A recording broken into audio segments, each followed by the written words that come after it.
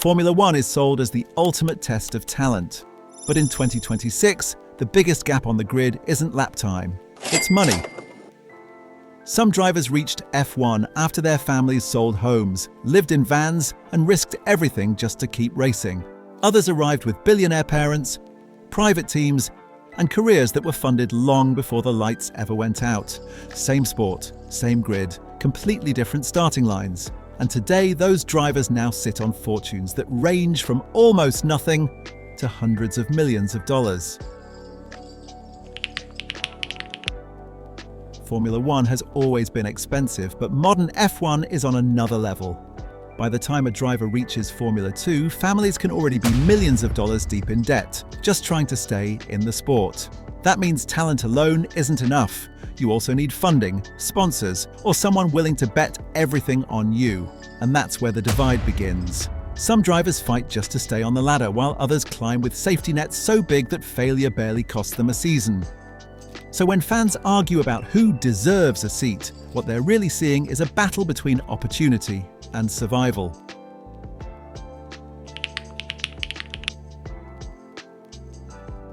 Before Esteban Ocon ever had a contract, his family hit a breaking point. Karting costs were climbing, sponsorship wasn't coming, and every month pushed them closer to quitting. So they made a decision most families would never risk. They sold their house, they sold their small garage business. And they moved into a caravan, towing their entire life from circuit to circuit so their son could keep racing. This wasn't a temporary setback. This was years of living without stability, privacy, or financial safety. Every race weekend became a gamble. Perform well, or the dream ends. And while other young drivers were training with engineers and sports psychologists, Ocon was racing with the knowledge that his parents had already sacrificed everything. That pressure doesn't break everyone, but it changes you. It builds drivers who don't expect comfort and don't wait for opportunity. They take it. By 2026, Ocon is no longer the kid in the caravan. He's a seasoned F1 driver earning multi-million-dollar salaries, backed by sponsors, and financially secure in a sport that nearly pushed him out before it ever gave him a chance. Fernando Alonso's racing career didn't start in academies or development programs. It started in a garage. His father built his first kart by hand. His mother stitched together his racing suits because proper gear was too expensive. And when weather conditions changed, Alonso sometimes raced on slick tyres in the rain. Not because it was faster, but because wet tyres simply weren't in the budget. While other kids trained with fresh engines and spare parts, Alonso learned to drive around mechanical limits. He learned how to win when nothing was perfect. That mindset followed him all the way to Formula One. Not as the most connected driver, not as the best funded, but as one of the most relentless. By his 20s, he was a world champion, and by 2026, Alonso isn't just racing. He owns driver academies, training facilities, and businesses that keep generating income long after the checkered flag. From homemade karts to a motorsport empire, his career is proof that resourcefulness can still beat resources. Lewis Hamilton didn't grow up around motorsport wealth. He grew up around sacrifice. His father worked multiple jobs at the same time to cover karting costs, travel fees, and equipment that always seemed to break at the worst moment. Family life became race schedules. Paychecks became entry fees. There was no safety net. If the money ran out, the career ended. What changed everything wasn't connections, it was performance. Hamilton kept winning, against better funded teams, against drivers with entire support systems behind them. Until eventually his talent became impossible to ignore.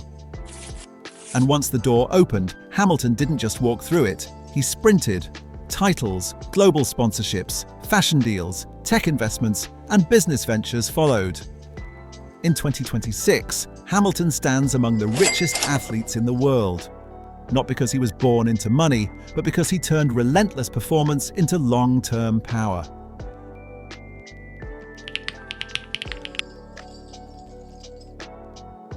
Lando Norris didn't grow up worrying about whether he could afford the next race.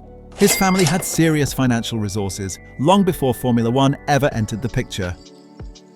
That meant access to top-tier karting teams, multiple championships per season, and the ability to stay on the best equipment year after year. While others were choosing between race weekends, Norris could stack experience faster than most of his rivals. But here's the part that matters.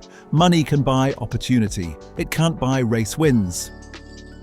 Norris still had to perform when he reached professional racing, and by the mid-2000s, he wasn't just surviving in F1, he was helping deliver major results for McLaren, earning race victories, bonuses, and one of the strongest brand profiles on the grid.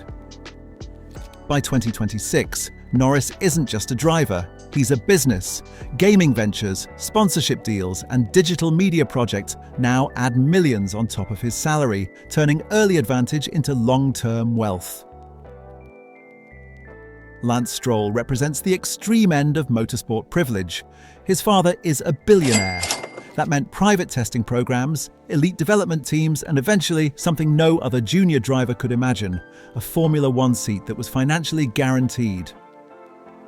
Before Stroll even reached F1, tens of millions were invested into junior teams that he would later race for. When his career needed protecting, an entire F1 team was purchased and rebuilt around him. But here's the uncomfortable truth many fans ignore. Even with all that help, staying in Formula One for nearly a decade still requires real driving ability. Plenty of rich drivers never make it this far. By 2026, Stroll is financially secure not only from family wealth, but from years of F1 salaries, brand partnerships, and business interests tied to the Aston Martin empire. His career may have been launched by money, but it has been sustained by performance that's good enough to survive at the top level. Charles Leclerc didn't grow up in poverty, but he didn't grow up with billionaire backing either. What he did grow up with was access to strong karting programs, early academy support, and racing networks that most drivers never touch. That support helped him climb quickly. But once he reached Formula One, the safety net disappeared. At Ferrari, there are no protected careers, only results matter. Leclerc delivered. Race wins, championship fights, and long-term contracts turned him into one of the highest-paid drivers of his generation. By 2026, his wealth doesn't just come from racing, it comes from global luxury endorsements, property investments, and a public image that brands are willing to pay millions to associate with. He didn't start with nothing, but he turned opportunity into elite-level success. In 2026, Lewis Hamilton isn't just one of the richest drivers on the grid, he's one of the richest athletes on the planet. After more than a decade of championship contracts, global sponsorships, and smart investments, Hamilton's personal wealth now sits in the hundreds of millions. But what separates Hamilton from most drivers isn't just salary, it's ownership, fashion partnerships, tech investments, lifestyle brands, property portfolios. Hamilton's income no longer depends on race results. Even if he never turned another lap, the empire would keep growing. On the other end of the grid are younger drivers still fighting for financial stability. Short contracts, performance clauses, minimal endorsement power.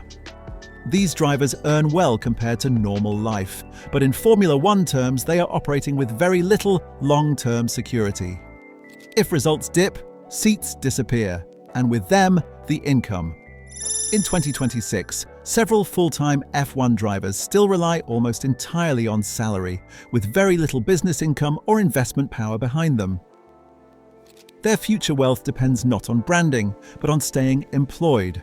Max Verstappen represents a new kind of F1 wealth. He earns massive race contracts, but he also controls his own racing brand. Sim racing teams, endurance programs, sponsorship rights, and personal ventures all flow through Verstappen-owned companies. His brand isn't attached to a team, teams are attached to him. By 2026, Verstappen's income streams stretch far beyond the paddock, and his wealth is growing faster than most drivers twice his age. Championships made him famous, business made him powerful, and then there's the group most fans forget about. Drivers who are good enough to reach F1, but not famous enough to build empires. No global fashion deals, no tech investments, no personal brands worth millions. In 2026, these drivers earn strong salaries, but they're only one bad season away from losing everything they've built. For them, Formula One isn't a business empire, it's a temporary contract. Formula One likes to say the best drivers always rise to the top. but money decides who gets the longest chance to prove it. Some drivers survive mistakes because they're valuable brands. Others disappear after one bad season because they never had financial protection. And as junior racing becomes more expensive every year, the next generation is already being filtered by wealth before talent even gets tested. So when the next superstar finally arrives, the real question won't be how fast they are, it'll be how much it costs them, or their family, just to reach the starting line. If you enjoyed this video, subscribe, like, leave a comment, and check out my other videos that are more than speed.